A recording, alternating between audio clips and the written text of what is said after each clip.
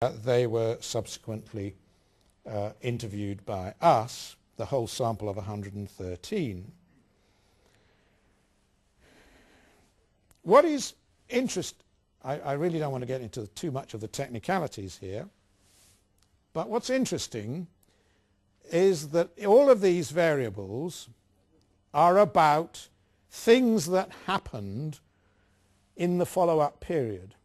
They are not about things that happen in past history like the Ogre's score.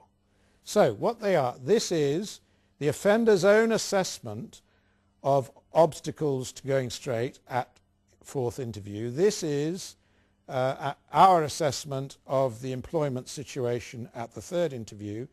This is whether he has delinquent friends at the third interview.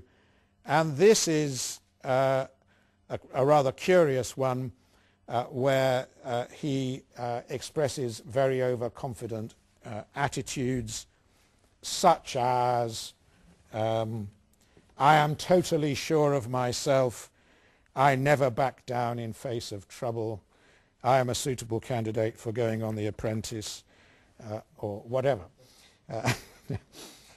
You get the idea. People who are making those kind of very assertive comments are more likely to fail. But all of these are things that happen in the follow-up period. And statistically, because we've put them all together in a multivariate equation, they are showing a stronger association with the dependent variable subsequent offending than are things like previous offending or a range of other things like a measure of previous social disadvantage. In other words, what this is tending to suggest is that Sampson and Laub are right, and that things do happen which can change the situation, and people can change, and what happens to them in this crucial period just after they're 20 can actually make a difference regardless of their past history. The reason I've put this one at the bottom in for you is this is just variables from interview 4. I just wanted to show you this, the strength of this empathy scale, because I'm going to say a bit more about that in a minute.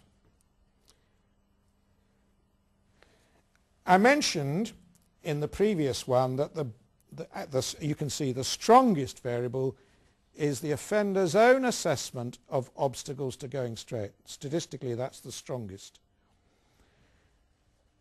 Okay, so what is this measure? Well, we stole it from Ros Burnett, and we are deeply grateful. She published it, so it's all right. We're deeply grateful to Ros. We took it from her work, and it proved to be very, very valuable.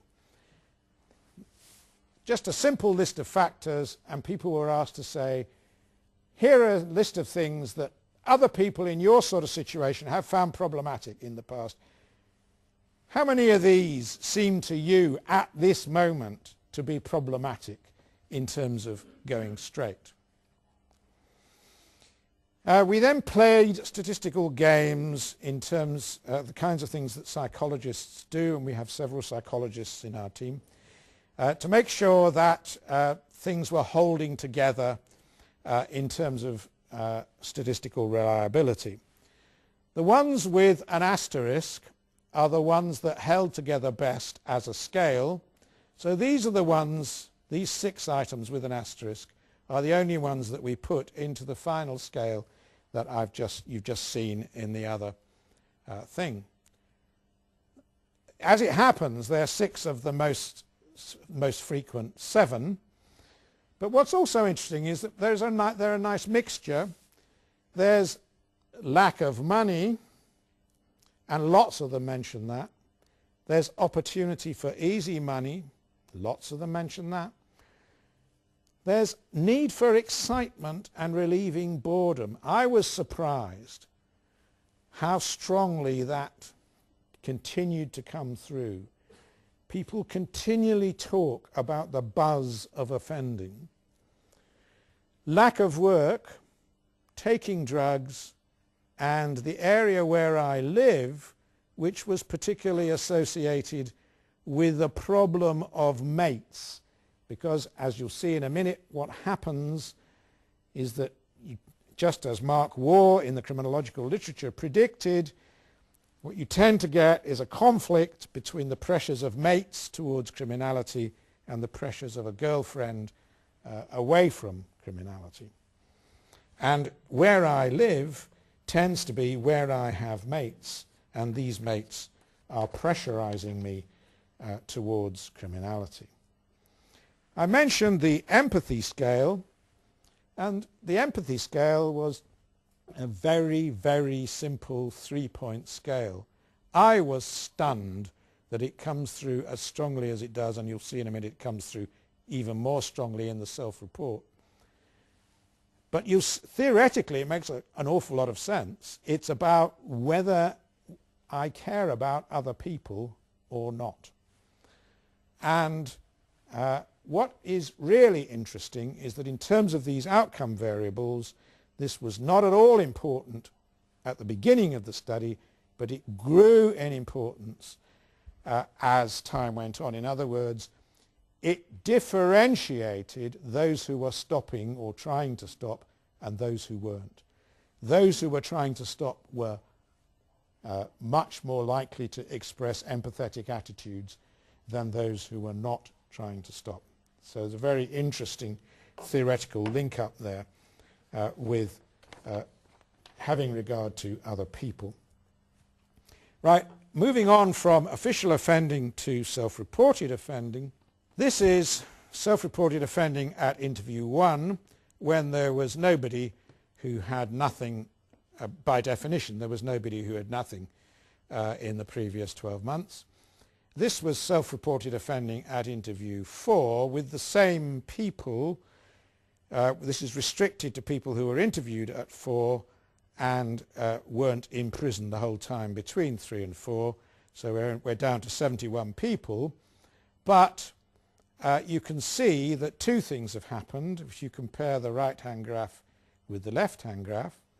The first is that there's been a significant shift to the left. These two, this one didn't exist in the first graph, this one is much higher. So people are doing less. It's again, there's a reduction in frequency, exactly the same as the official offending. But secondly, look, you've got much more polarization at the end than you have at the beginning. At the beginning you've got a sort of flattish bar chart. By the end you've got a polarization between those who are trying to stop and those who aren't. Very interesting change.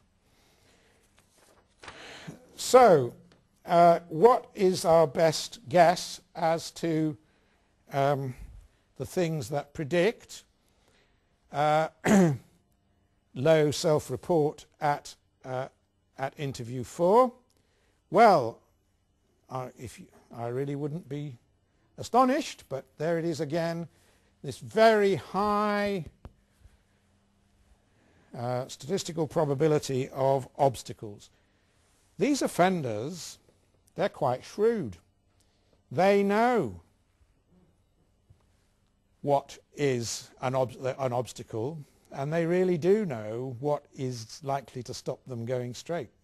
It's the strong, in both the official and the self-reported, it's the strongest predictor. Empathy is there, and not surprisingly, drug problems are there. Drug problems decrease over this period, and again there is a polarization as with self-reported offending. In view of the time, I'm going to skip the next one and go straight to this, which is our tentative model of desistance. What we think is happening is that you've got in the middle somebody's pre-programmed potential, their